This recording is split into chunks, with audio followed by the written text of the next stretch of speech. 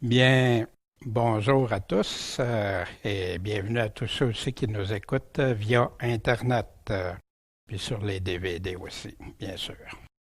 Bien, aujourd'hui, on va poursuivre notre aventure dans l'Apocalypse, la révélation de Jésus-Christ. Mais avant, comme on fait à chaque semaine, on va se nourrir d'une bonne tranche de nourriture qui nous vient du psaume 119.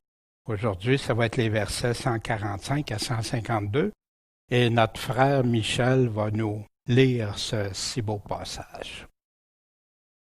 Je crie de tout mon cœur. Réponds-moi, Éternel, et je garderai tes statuts. Je crie à toi. Sauve-moi et j'observerai tes témoignages. Je préviens l'aurore et je crie. Je m'attends à ta promesse. Mes yeux préviennent les veilles de la nuit pour méditer ta parole. Écoute ma voix selon ta bonté, Éternel. Fais-moi revivre selon ton ordonnance.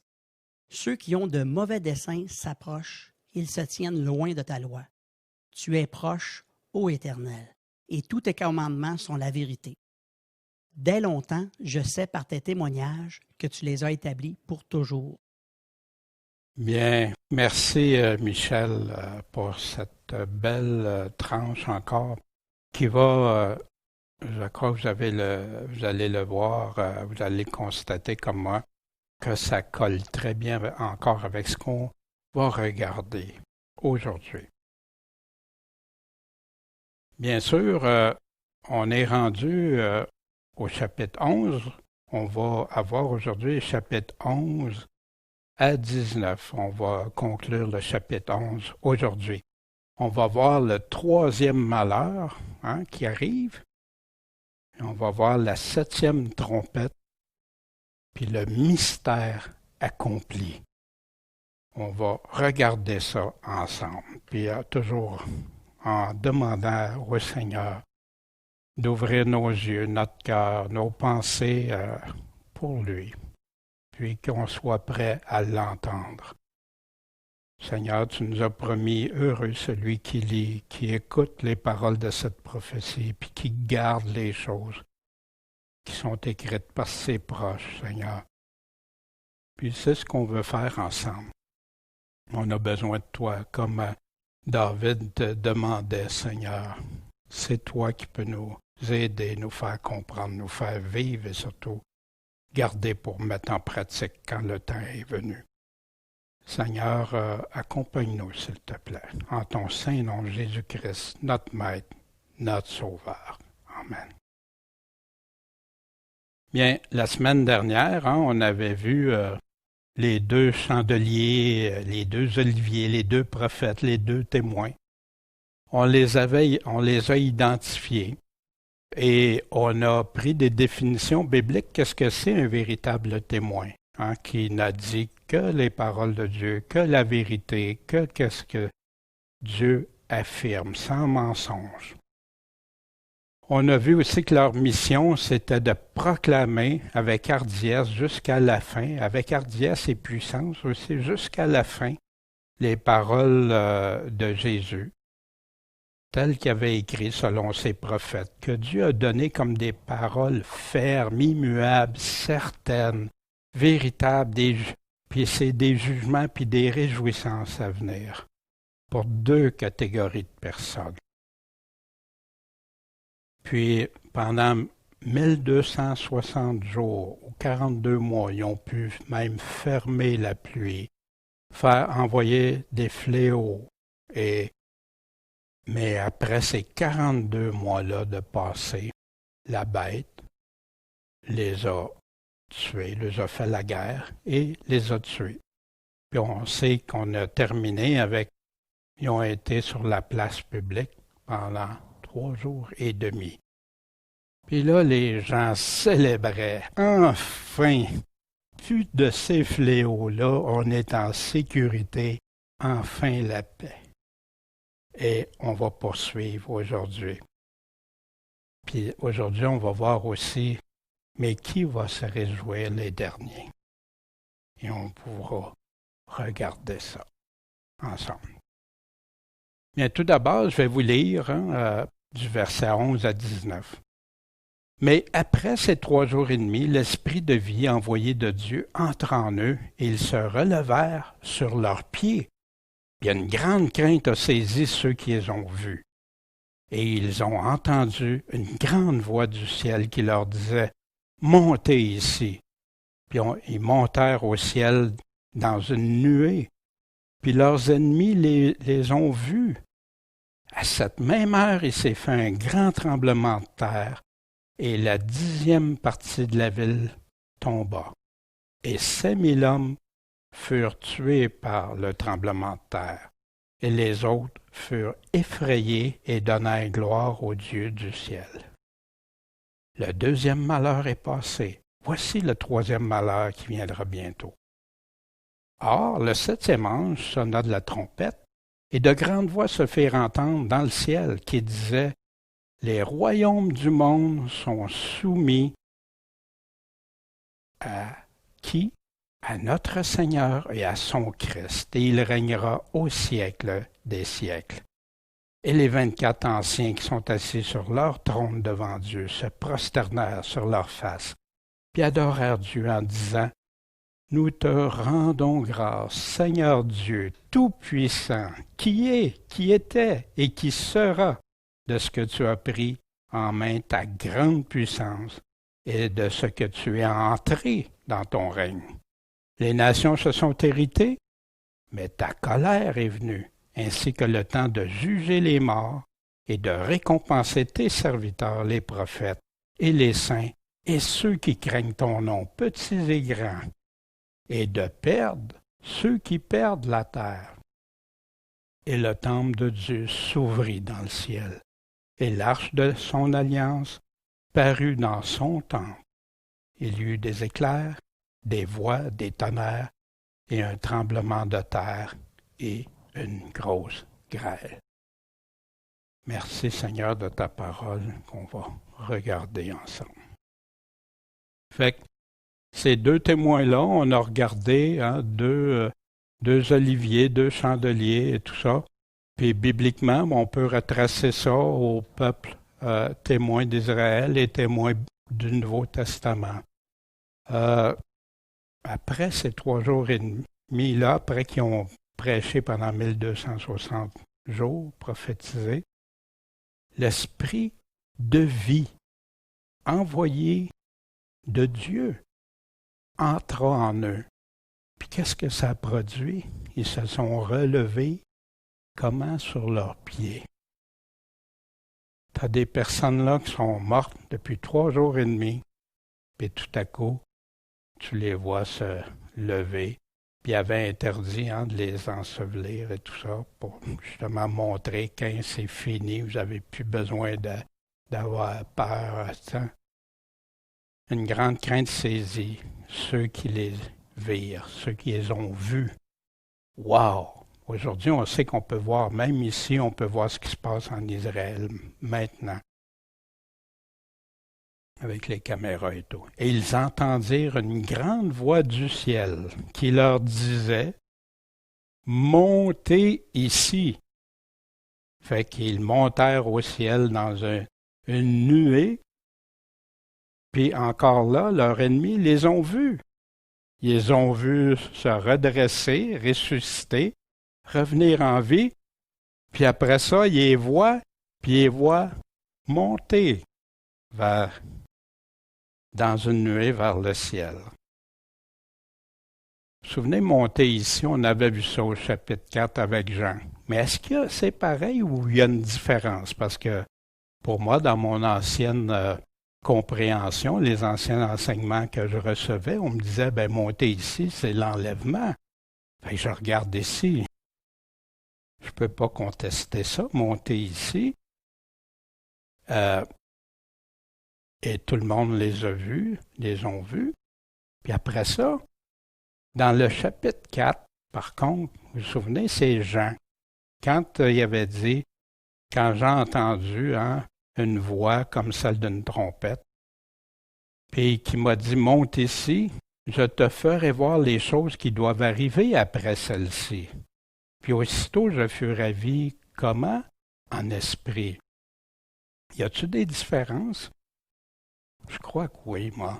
Parce qu'il y en a un, c'est clairement une résurrection. Dans l'autre cas, Jean est ravi en esprit.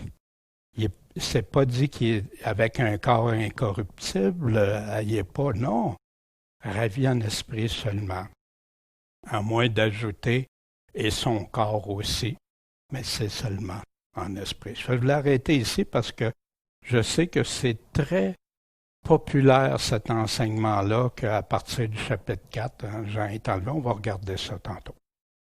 Et en même temps, à cette même heure, il s'est fait encore un grand tremblement de terre. Puis la 10e partie de la ville tomba. De quelle ville il parle? La ville où les corps étaient exposés, à Jérusalem, appelée spirituellement Sodome et Gomorrhe, qu'on avait vu.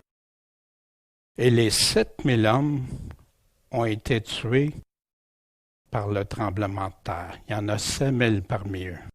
Puis les autres, ils ont été effrayés, puis ont donné gloire au Dieu du ciel. Remarquez ici, c'est pas dit qu'ils se sont convertis. Ils ont donné gloire, wow, c'est Dieu ça qui fait ça. Le second malheur est passé. Puis voici le troisième malheur qui viendra bientôt.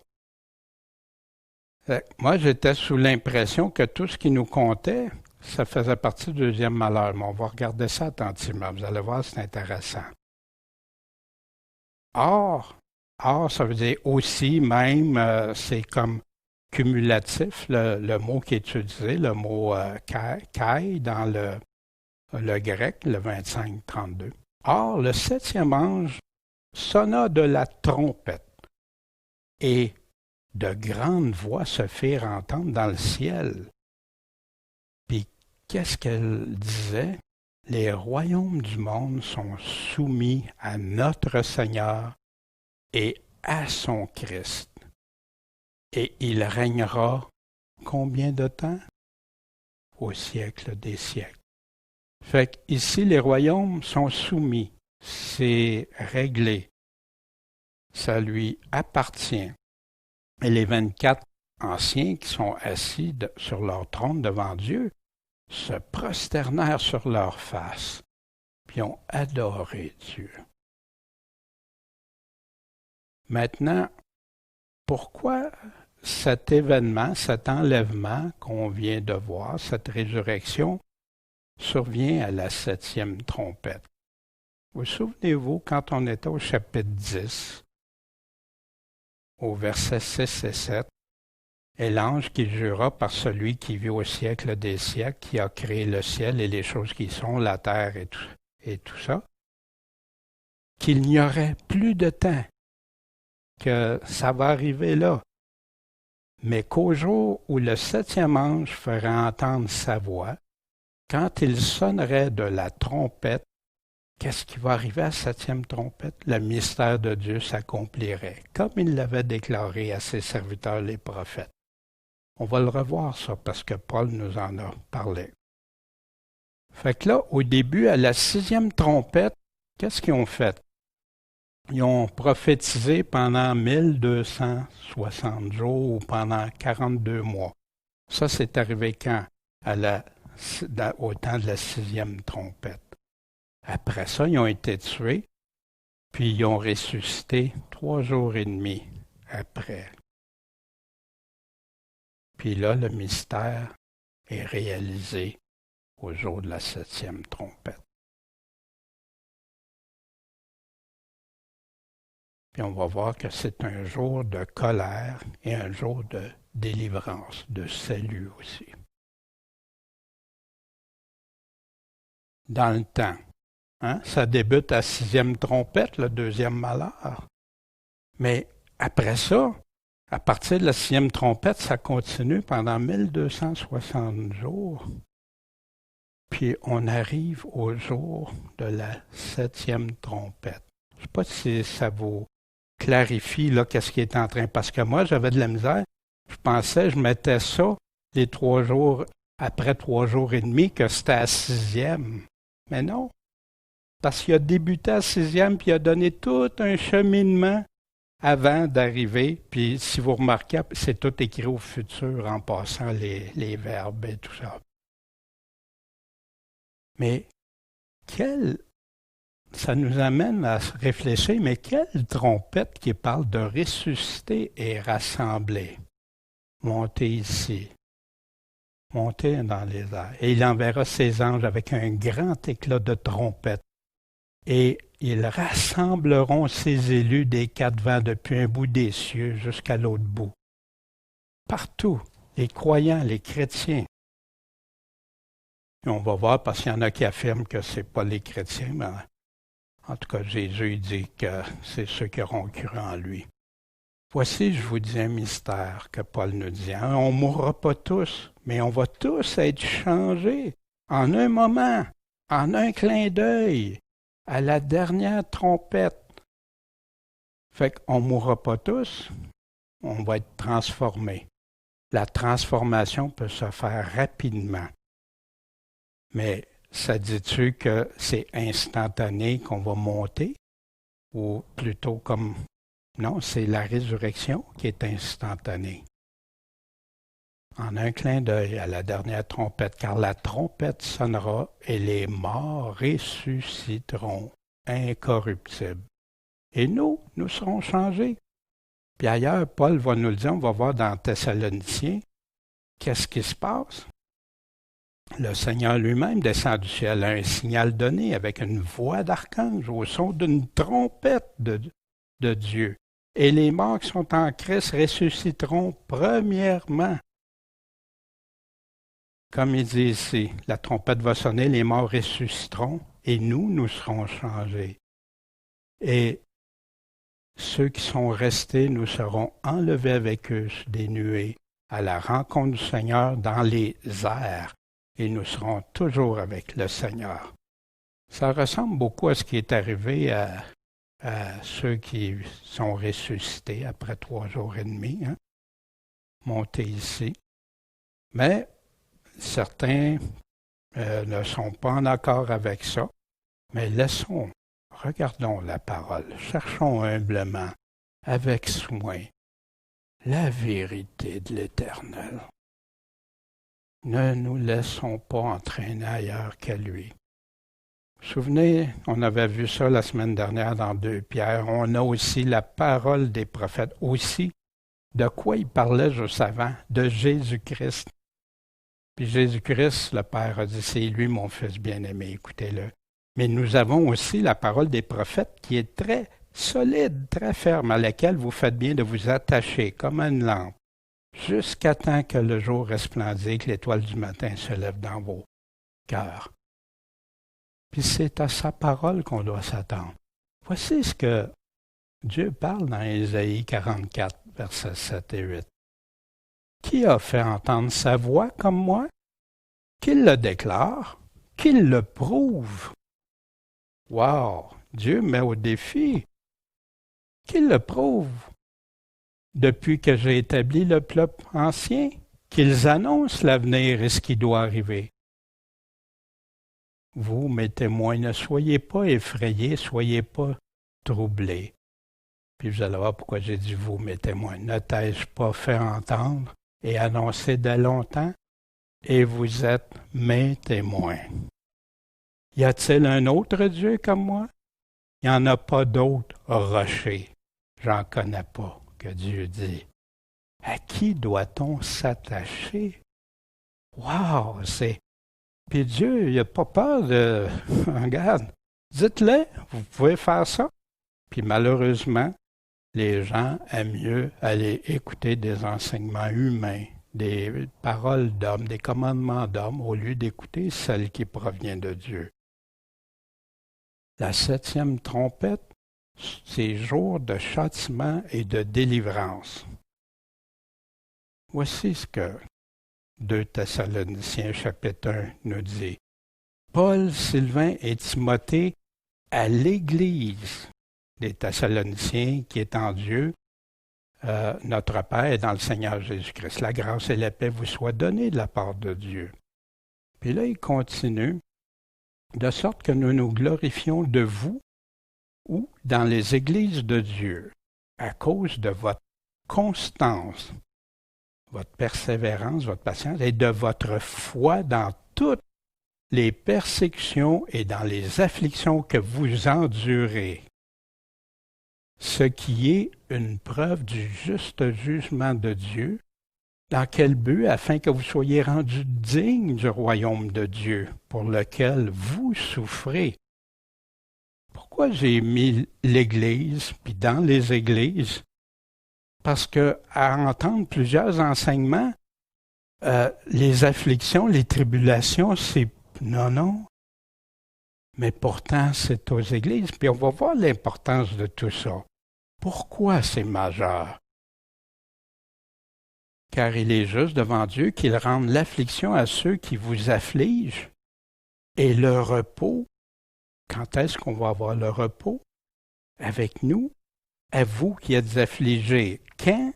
Lorsque le Seigneur Jésus apparaîtra du ciel avec les anges de sa puissance. À quel moment ça va se produire? Mais est-ce qu'il parle ici juste au peuple juif? Juste à Israël?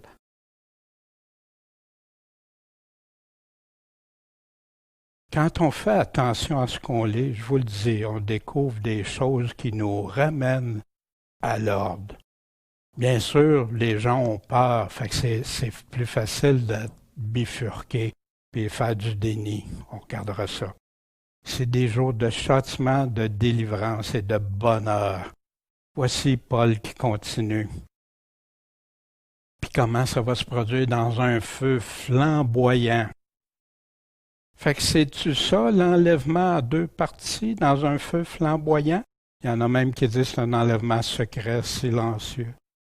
Dans un feu flamboyant que tout œil verra, pour exercer la vengeance contre qui? Contre ceux qui ne connaissent pas Dieu et ceux qui n'obéissent pas à l'Évangile de notre Seigneur Jésus-Christ.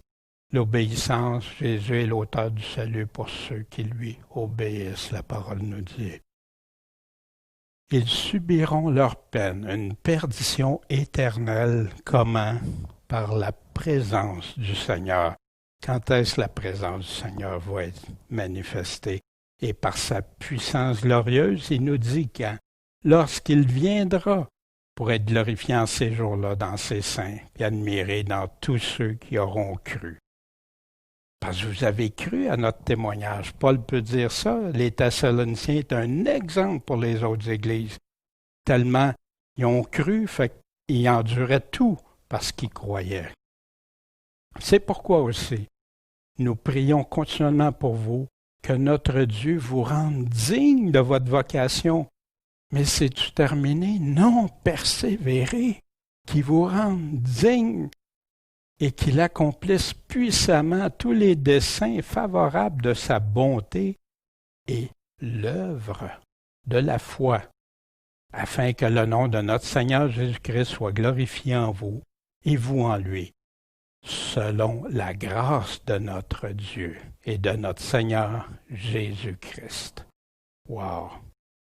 Je ne sais pas si ça clarifie l'Église, il parle à l'Église, puis quand est-ce qu'on voit le repos, puis qu'est-ce qui se produit à ce moment-là, lorsque... Mais tout ça, Paul continue dans sa même lettre aux Thessaloniciens. Pour ce qui regarde l'avènement, en passant un L apostrophe, pas les avènements, mais l'avènement de qui? De notre Seigneur Jésus-Christ et notre réunion avec lui. Qu'est-ce que c'est? L'avènement puis notre réunion, le rassemblement ensemble. Est-ce que tu peux être rassemblé sans l'enlèvement? Mais tu ne peux pas avoir l'enlèvement sans être rassemblé. Ça va ensemble, c'est la même chose. Nous vous prions, frères, de ne pas vous laisser ébranler facilement dans vos pensées, pas vous laisser troubler par quelque inspiration. Wow, regarde, c'est incroyable, il est inspiré, suivons-le tous. Ou par quelques paroles ou quelques lettres qu'on dirait venir de nous, comme si le jour de Christ était proche. Pourquoi qu'il met ça là? On va le voir pourquoi qu'il dit ça, parce que tout le monde pense que le jour de Christ est proche, je reviens bientôt et tout ça. Fait que pourquoi qu'il parle de ça? Que personne ne vous séduise en aucune manière. Pourquoi? Parce qu'il faut que la révolte ou l'apostasie, l'abandon de la foi, soit arrivé auparavant, avant la réunion, avant l'avènement de Jésus. Il faut que ça soit arrivé, puis qu'on ait vu paraître, qu'on l'ait vu, l'homme du péché, le fils de la perdition, l'Antéchrist, l'adversaire, celui qui s'élève au-dessus de tout ce qu'on appelle Dieu, ou qu'on adore, jusqu'à s'asseoir comme Dieu dans le temple de Dieu, se proclamant lui-même Dieu. Vous vous souvenez pas que je vous disais ces choses quand j'étais encore avec vous? Puis maintenant, vous savez ce qu'il retient afin qu'il soit manifesté dans son temps. Avant, il faut qu'il y ait l'apostasie, puis qu'on ait vu l'Antéchrist s'asseoir. Mais après ça, il va continuer. Puis il va dire quand ça va arriver, que le Seigneur va détruire à son arrivée, exactement comme il parlait au premier chapitre. Beaucoup affirment que l'enlèvement va arriver avant, comme si le jour était proche. Mais Jésus nous a donné lui-même. Il nous a donné la chronologie dans Matthieu 24, dans Marc 13, dans Luc 21. Il nous donne exactement. On ne peut pas découper puis tout changer ça, puis enlever les passages qu'on n'aime pas. Paul a établi le contexte du mystère de la 7e trompette. Mais je vous dis un mystère, on ne mourra pas tous, mais on va être tous changés. Morts ou ressuscités, on va être transformés. En un moment, en un clin d'œil à la dernière trompette, on va être transformés, ressuscités, parce que la trompette sonnera. Puis les morts ressusciteront incorruptibles et nous serons changés. Je vous dis un mystère, mais à quelle trompette la dernière? Puis, qu'est-ce qui va se produire à cette dernière trompette-là? Mais chacun en son propre rang, la résurrection de Christ, qui est le premier, les prémices. Ensuite, ceux qui sont de Christ, quand? À un de ces avènements? Non, à son avènement. Qui peut contredire Paul? Qui est plus brillant ou plus... on comprend mieux que Paul? Avoir une meilleure révélation que Paul, que Jésus a choisi lui-même.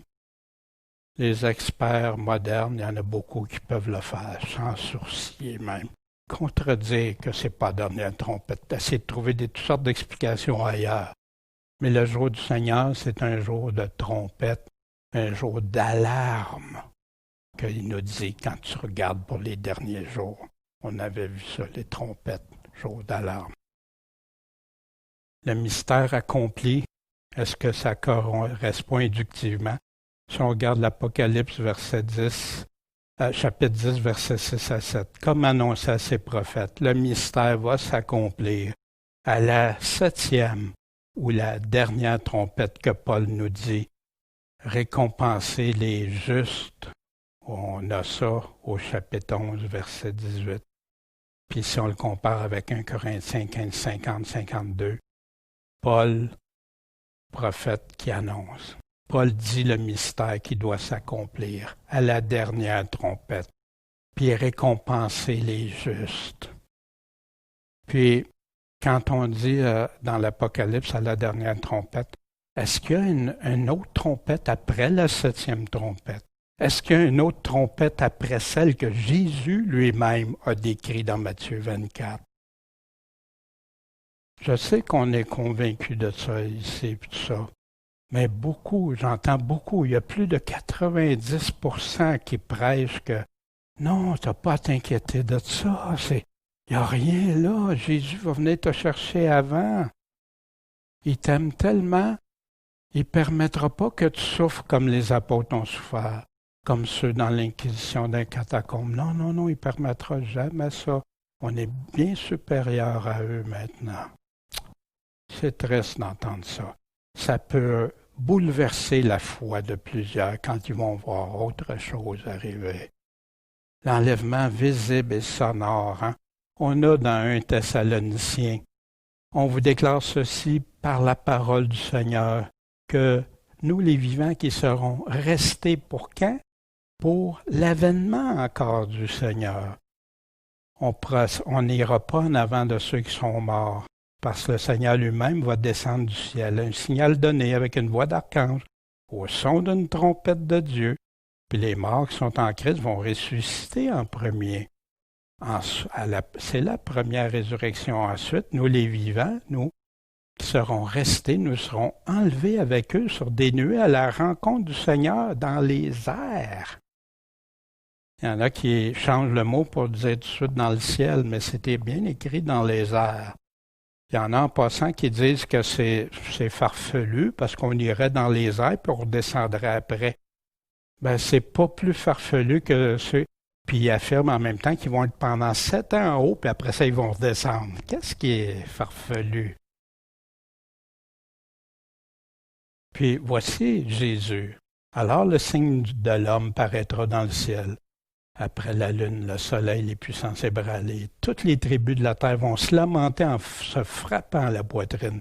Et elles verront le Fils de l'homme venant sur les nuées du ciel avec une grande puissance, grande gloire. Il va envoyer ses anges avec un grand éclat de trompette. Puis il va rassembler ses élus des 4 vents depuis un bout. Voyez-vous? La répétition, hein? Mais c'est les paroles de Dieu, ça. C'est pas des paroles d'homme, c'est celles de Dieu. Tout à fait. Compatible. Pareil. Mêmes critères qui sont là. Mais voici, parce que Thessaloniciens est pris, tout de suite, on commence souvent par Thessaloniciens pour l'enlèvement, puis après ça, on va aller voir dans les autres passages. Mais c'est l'endroit où il parle de l'enlèvement, comme ça, clairement. Mais ailleurs, ils vont tout te dire, tous les autres enseignements vont arriver. Mais voici, ça continue après. C'est pourquoi consolez-vous les autres par ces paroles. On va voir la consolation de notre espérance. C'est quoi? Pour ce qui concerne les temps et les moments, vous n'avez pas besoin, frère, qu'on vous en écrive de l'avènement du jour du Seigneur. Vous savez très bien, en effet, que le jour du Seigneur va venir comme un larron dans la nuit. Quand ils diront paix et sûreté, alors une ruine subite les surprendra, comme les douleurs surprennent la femme enceinte, exactement des paroles que Jésus a déjà utilisées. Mais quant à vous, frères, vous n'êtes pas dans les ténèbres pour que ce jour-là vous surprenne comme un voleur. C'est ce que Jésus disait. Il veillerait, il ne laisserait pas percer sa maison. Pourquoi? Parce que tu vois ce qui se passe. Tu vois, Jésus t'a donné tous les signes. Jésus nous a donné tous les signes. Nous les a laissés pour qu'on le sache. On ne connaîtra pas la date ni l'heure. Ça, c'est clair. Vous êtes tous des enfants de lumière, des enfants du jour. Nous, on n'appartient pas à la nuit et aux ténèbres. Donc, dormons pas comme les autres, mais veillons et soyons sobres. Mais ça, les gens détachent ça de l'enlèvement. Mais pourtant, il dit bien que ça va arriver au jour du Seigneur, à son avènement. Mais il y en a que le jour du Seigneur, ils n'aiment pas ça, entendre parler du jour du Seigneur, parce qu'il y a tous les autres passages qui parlent du jour du Seigneur, jour de ténèbres, de colère et tout ça. Fait qu'ils n'aiment vraiment pas ça, joindre ça ensemble. Pourtant, c'est exactement le même discours que Jésus. Où est-ce que Paul a dit qu'eux avaient pris ça? Il y en a des fois, Paul a eu une révélation spéciale. Regardez bien. Car nous vous déclarons ceci. Par quoi? Par la parole du Seigneur. Vous savez bien, en effet, vous-même, que le jour du Seigneur va venir comme un larron dans la nuit. Ça fait partie. Il est en train de parler de l'enlèvement. Puis, ceux qui sont restés pour quand? Un de ces événements, son avènement. Puis notre espérance. Quelle est notre espérance? Voici ce que Paul est en train de dire. Je ne veux pas que vous soyez dans l'ignorance au sujet des morts, afin que vous vous affligiez pas comme les autres qui n'ont pas d'espérance. Ils n'ont pas cette espérance-là. Vous pleurez parce que vous avez des morts parmi vous. Oui, mais voyons, regardez, vous avez l'espérance. Quelle est cette espérance-là? Il y en a qui pensent que c'est l'enlèvement. Si l'espérance, c'est seulement l'enlèvement, ça voudrait dire que tous les chrétiens des siècles derniers auraient été déçus. Et ayant en Dieu cette espérance que la résurrection des morts, tant des justes que des injustes. Pourquoi il dit ça? Parce que c'est la justice de Dieu qui va s'appliquer. Jour de bonheur, mais jour de terreur aussi. Parce que si tu n'as pas cette espérance-là, ben vivons, mangeons, buvons et mourrons. S'il n'y a pas de justice à voir tout ce qui se passe de méchanceté dans ce monde. Or, tout ce qui a été écrit autrefois a été écrit pour notre instruction. Dans quel but? Pour que par la patience et la consolation que donnent les Écritures, on possède l'espérance. Si tu ne lis pas ta Bible, tu ne te nourris pas de juste des paroles de Dieu, tu n'auras pas cette espérance-là. Tu vas avoir peur même, tu vas être terrorisé, puis tu ne voudras pas aller voir qu'est-ce qu'il dit. Mais si tu regardes ses Écritures, lui va te donner toute l'espérance. Puis, le jour du Seigneur est prédit partout dans l'Ancien Testament, de justice, délivrance, résurrection. Le livre de Daniel nous parle de ça, nous parle de résurrection. Puis ceux qui vont briller parce qu'ils vont avoir instruit d'autres. Malachie, comme pour les autres prophètes, le jour de l'Éternel est un temps de jugement et de délivrance. Un jour où Dieu va visiter son peuple pour punir les rebelles et délivrer ceux qui lui sont demeurés fidèles. Ésaïe, Sophonie, Zacharie, Joël, partout dans les prophètes. Puis, mais les gens ne vont plus lire là où ils découpent des versets ici et là sans regarder l'ensemble du contexte. Combien de fois Jésus va revenir? Combien d'événements?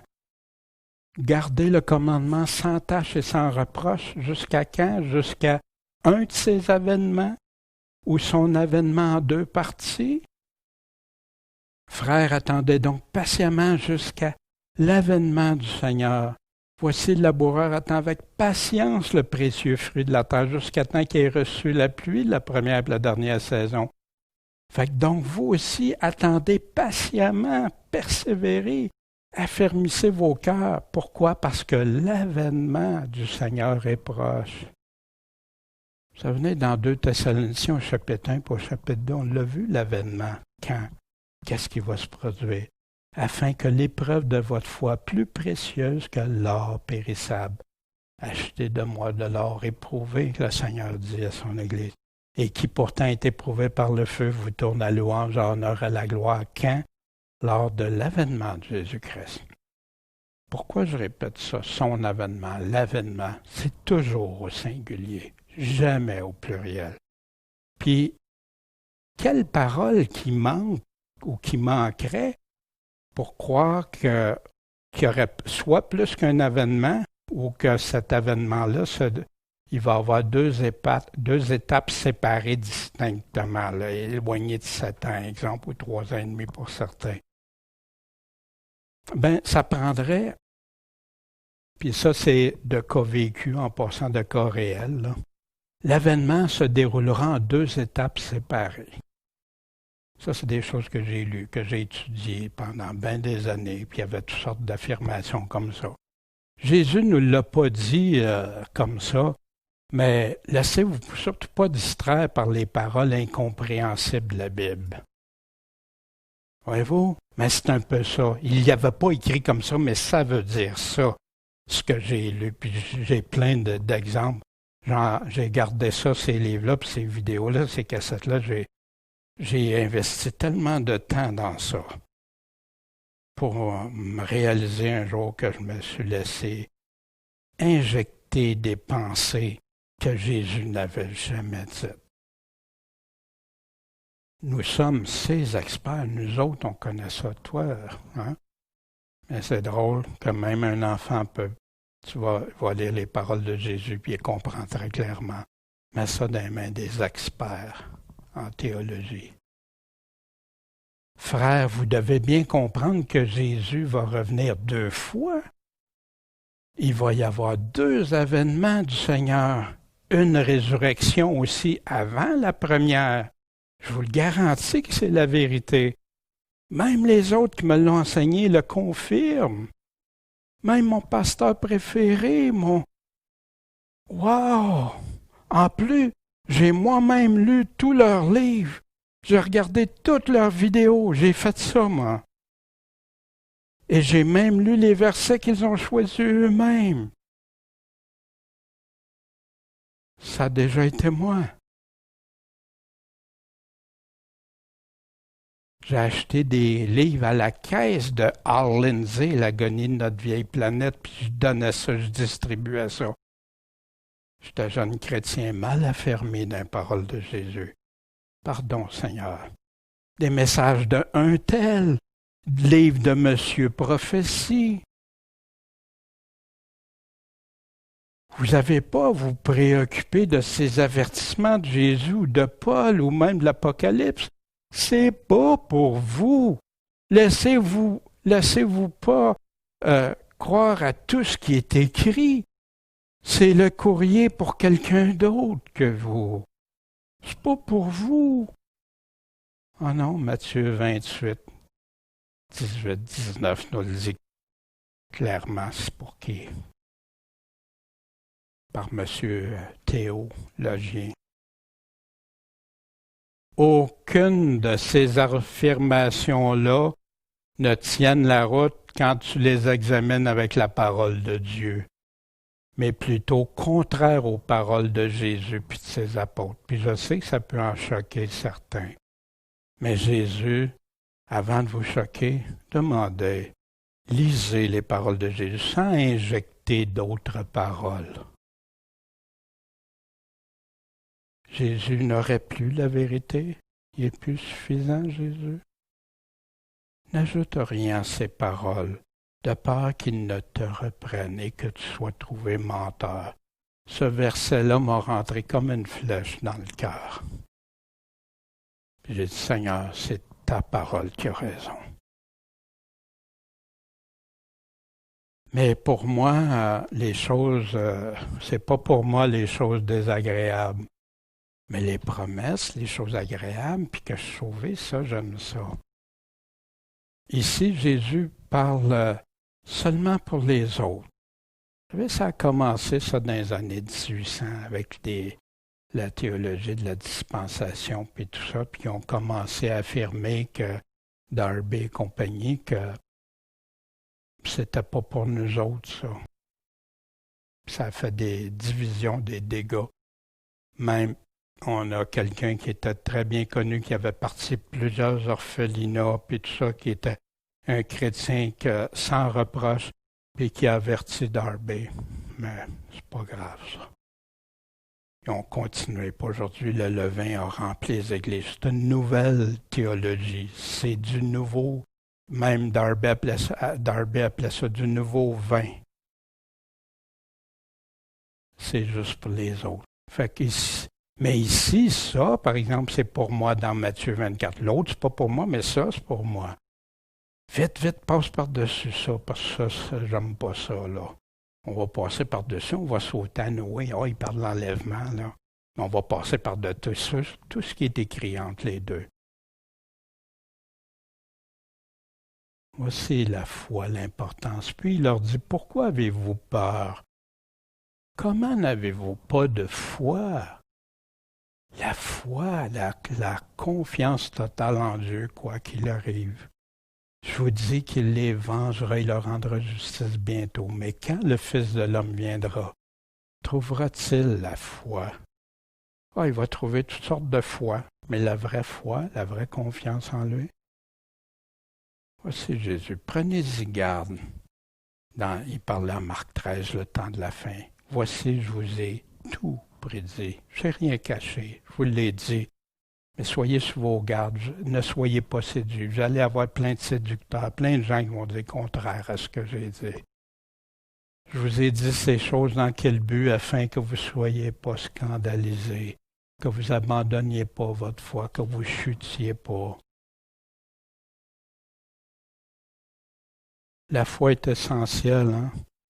il est impossible de lui être agréable sans la foi, parce qu'il faut que celui qui s'approche de Dieu croit que Dieu est, puis que c'est lui qui est le rémunérateur de ceux qui le cherchent. Il y en a qui pensent qu'ils ont cherché quelques heures, quelques minutes, puis c'est assez. Non, c'est le chercher, que vous grandissiez dans la connaissance de Dieu tout au long. Et les apôtres dirent au Seigneur, augmente-nous la foi, aide-nous, Seigneur, à avoir confiance. La foi vient par contre de ce qu'on entend, puis ce qu'on entend, ça doit venir de la parole de Dieu. Sinon, ça peut être une fable. Que vaut une fable? Hein, vous vous souvenez, qui a fait entendre sa voix comme moi, qui le déclare et qui le prouve? Depuis que j'ai établi le peuple ancien, qu'ils annoncent l'avenir et ce qui doit arriver. Fait qu'à qui on va se nourrir? Qui a les paroles? Les vraies paroles de vérité. Il y a quelques passages qui doivent être découpés de leur contexte pour qu'on puisse affirmer que la grande tribulation, ça arrive après son avènement et l'enlèvement. Dans Jésus, on a ces passages-là, on ne les verra pas tous, là, mais ils seront à la fin comme référence, ceux qui veulent vraiment avoir l'amour de la vérité puis vérifier. Paul dans Thessaloniciens, dans 1 et 2 Thessaloniciens qui sont orientés vers tout, même le 1 Thessalonicien à chaque chapitre, ça parle de l'avènement du Seigneur. Daniel 12, 1 à 2, la résurrection et tout ça. Dans la Révélation, au chapitre 24 à 6 qu'on va voir, il y en a qui dissocient la première résurrection de ceux qui n'ont pas pris la marque de la bête. Ils arrivent en pleine contradiction avec la parole de Dieu. Pour que la première résurrection soit là, il faut qu'il y en ait qui aient refusé la marque de la bête. Mais ça ne marche pas. Fait que c'est pour ça qu'ils doivent absolument dire, mais la première résurrection, c'est pas la première résurrection. Voyez-vous? Mais ça contredit. Et tous les chapitres aussi des églises qui disent, tiens, bon, je vais venir bientôt, tiens, jusqu'à ce que je sois de retour. Puis moi, encore là, les églises, c'était par époque. Non, ils vont être là. Réflexion, par quelle autorité on peut se permettre de dissocier de son avènement, de l'enlèvement, de la première résurrection, de Noé, de Lot, un pris, l'autre laissé. Mais si tu regardes tout dans la chronologie de Jésus, il te le dit à partir de quand ça arrive. Mais pas avant pas avant la grande tribulation, après la grande tribulation. C'est une nouvelle doctrine qui contredit Jésus et les chrétiens de tous les siècles derniers.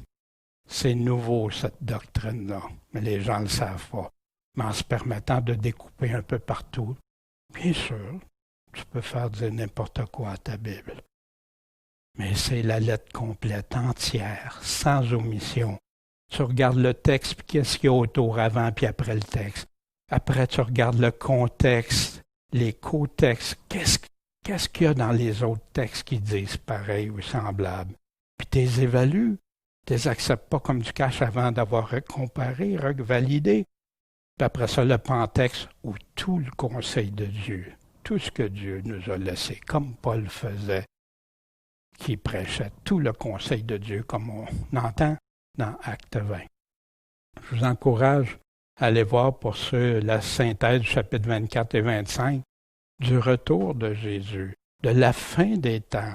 On a ça sur le site Internet et sur YouTube, sur pourchrist.com et YouTube. Je vous invite, puis validez-le si vous n'êtes pas d'accord.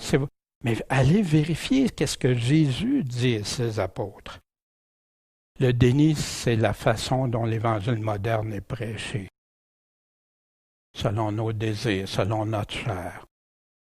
Mais pourtant, il nous avait dit, Paul, il viendra un temps où les hommes n'endureront pas la saine doctrine, mais désireux d'entendre des choses agréables. Ils vont s'amasser des enseignants selon leur convoitise, des docteurs. Vous aussi, comme des pierres vivantes, vous êtes édifiés pour être une maison spirituelle, une sacrificature sainte. Dans quel but? Pour offrir des sacrifices spirituels agréables à Dieu par Jésus-Christ. Ah, c'est trop ça, hein? Il m'a sauvé, fait que j'ai pu. Non. Veillez donc en tout temps afin que vous soyez trouvés dignes d'éviter toutes ces choses qui doivent arriver et de subsister devant le Fils de l'homme. Ça n'a plus d'importance, on dirait, pour plusieurs aujourd'hui. Jésus a dit, prends ta croix, qui signifie être prêt à perdre ta vie ici. Sinon, tu ne peux pas être mon disciple. Si tu préfères des personnes à Dieu, tu aimes plus les autres que Dieu, il dit, tu ne peux pas être mon disciple. Tu aimeras le Seigneur ton Dieu, tout que ton âme, ta pensée. Puis après, ton prochain comme toi-même. Là, c'est facile quand on aime Dieu, parce que Dieu nous le dit. Puis il n'accepte personne qui déteste les autres, qui déteste ses frères. Et voici, on continue. Mais je crois que la 7e trompette illustre clairement ça. Et disant, nous te rendons grâce, Seigneur Tout-Puissant, qui est, qui était, qui sera l'éternité, hein, de ce que tu as pris en main, quoi? Ta grande puissance. Qu'est-ce que ça veut dire, prendre en main? Et de ce que tu es entré dans ton règne. Vous vous souvenez? Jésus qui est monté, qui s'est assis à la droite de Dieu, jusqu'à temps qu'il ait fait de tous ses ennemis ses marchepieds, hein?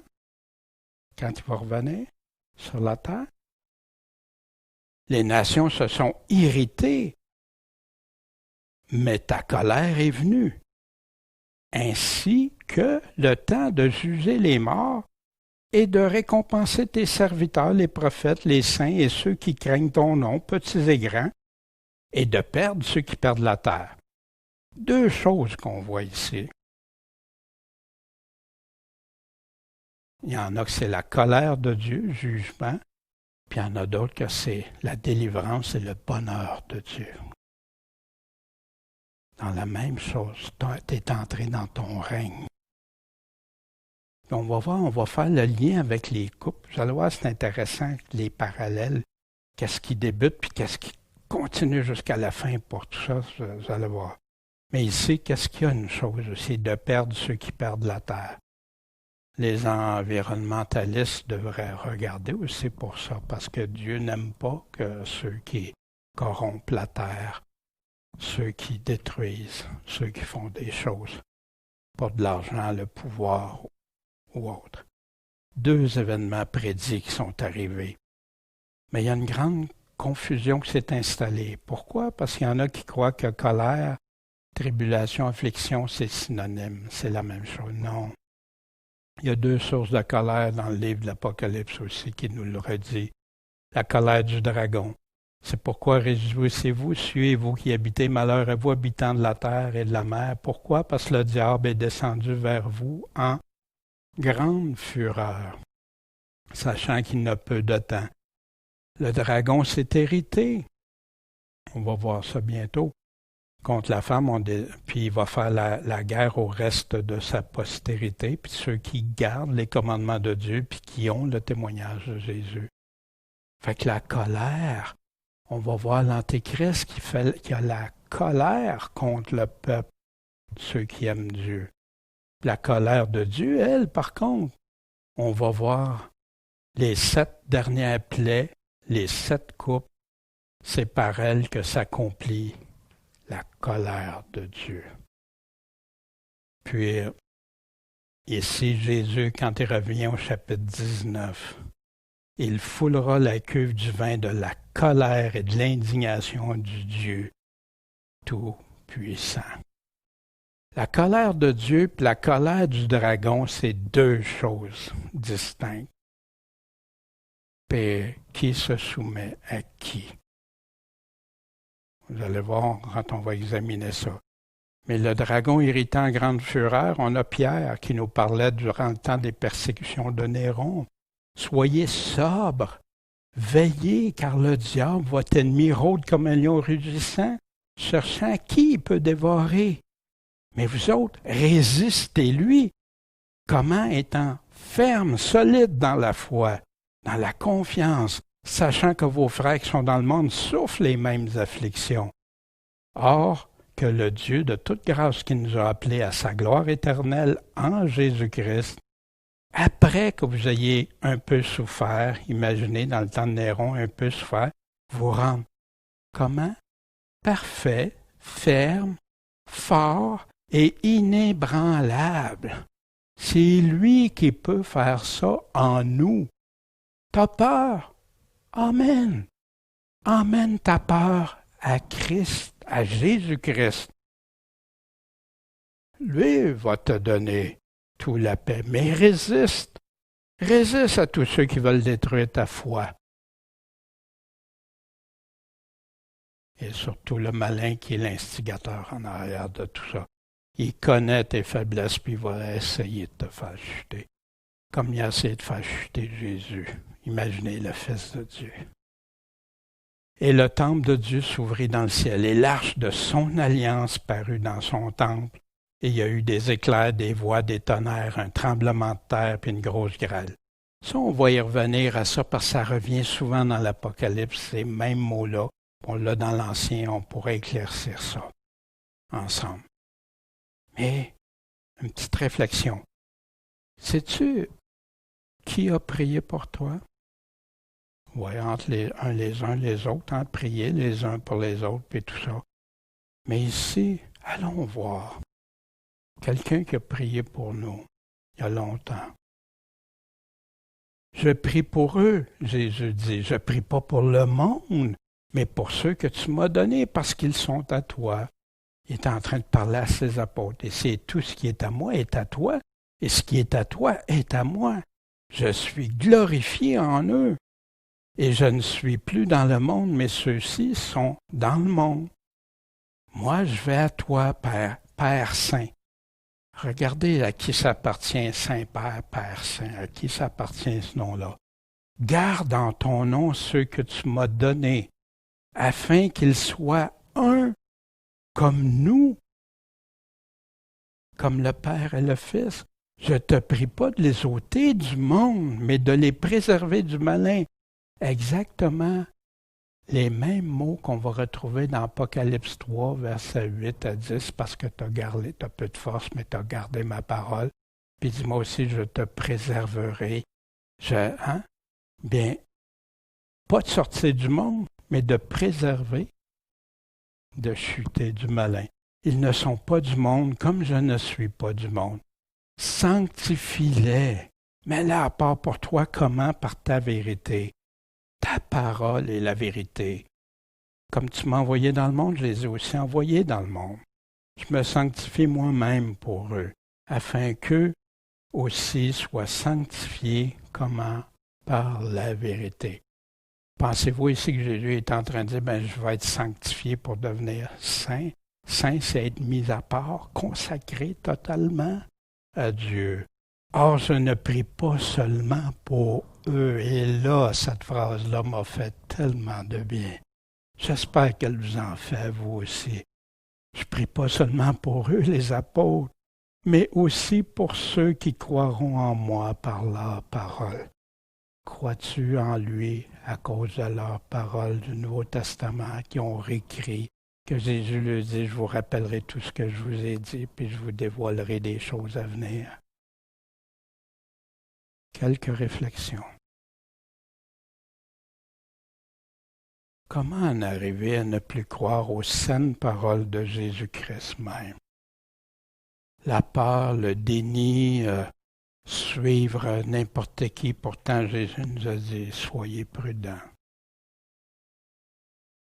C'est-tu parce que les choses sont pas claires ou plutôt trop dures à accepter, qui font pas l'affaire, qui sont désagréables? Moi, j'ai la certitude que oui, pour la majorité. C'est trop, puis même tu leur montres les passages, j'ai vécu ça combien de fois, les montrer. Oui, c'est vrai, Dieu le dit, Jésus le dit. Après ça, ils s'en retournent, puis oh non, j'ai trop peur. Ou non, j'ai été voir mon pasteur, il m'a dit non, il va en avoir plus qu'une résurrection, il va y avoir plus qu'un avènement, c'est ça. Toutes des paroles que Jésus n'a pas dit, mais il croit ça. De-tu qu'il soit toujours avec nous, puis c'est lui qui a toute la puissance jusqu'à la fin, dans Matthieu 28. Allez, enseignez-leur tout ce que je vous ai commandé, à garder ça. Gardez les enseignements, les regarder parce que le temps est proche, ça en fait partie. C'est la grande mission qu'on a. Mais j'ai toute puissance, puis je suis avec vous jusqu'à la fin du monde, Jésus dit. Il n'a pas dit jusqu'à l'enlèvement, hein, parce que quelle est ton espérance? C'est quoi ton espérance? Il y en a qui vont parler juste d'enlèvement, enlèvement, enlèvement. Mais l'enlèvement, c'est juste un moyen. C'est le moyen que Dieu va prendre. Oui, c'est glorieux. Oui, la résurrection, c'est glorieux. Et on a besoin de ça. Mais l'enlèvement va être le moyen, c'est de voir Christ face à face, d'être avec notre Dieu, notre Sauveur pour l'éternité. Ça, c'est la grande espérance, ressusciter pour vivre avec lui pour l'éternité. Le moyen de transport, que j'y aille en auto, en avion, en bicycle, c'est pas ça. On sait que l'enlèvement, ça va être bien plus glorieux que ça, hein? Mais c'est un moyen, ça. Ceux qui sont morts, ressuscités, les autres qui sont encore en vie quand Jésus va revenir. Mais les deux transformés instantanément. Après ça, ils vont être enlevés vers le ciel, vers les airs, rejoindre Jésus. Puis partout où Jésus va être, ils vont être avec eux. Mais il va être où Jésus? Après ça, il dit qu'il descend sur le mont des Oliviers, puis la montagne va s'ouvrir. Puis que c'est là qu'il y en a plusieurs qui vont se tourner d'Israël vers lui. Celui qui ont percé. Crois-tu vraiment en lui? As-tu confiance en lui? Puis, pour ceux qui ont des craintes, des appréhensions, continuez, persévérez à suivre les enseignements et tout ça. Puis on va aller puiser dans la parole, qu'est-ce que Dieu nous dit à ce sujet-là. Nous encourager, nous exhorter à devenir forts, fermes, puis à combattre le bon combat, à persévérer jusqu'à la fin, puis avoir sa paix au travers de tout ça. Puis je vais ressortir des exemples, des témoignages de cas vécus, puis les promesses du Seigneur. Puis vous allez voir, c'est bénissant. Puis nos frères, nos sœurs chrétiens, depuis les apôtres, ont vécu toutes sortes de choses. Mais ils sont vainqueurs, puis ils vont être vainqueurs pour toujours avec Christ pour l'éternité. On regardera ça ensemble. Bien, bon Père Céleste, merci de ta parole, qui n'est pas toujours agréable, elle est parfois dure même à entendre, mais c'est comme du miel, mais ça peut être aussi amer. Mais nous, on sait que c'est en toi qu'on se confie. C'est toi qui as la vérité, c'est toi qui dis les vraies choses.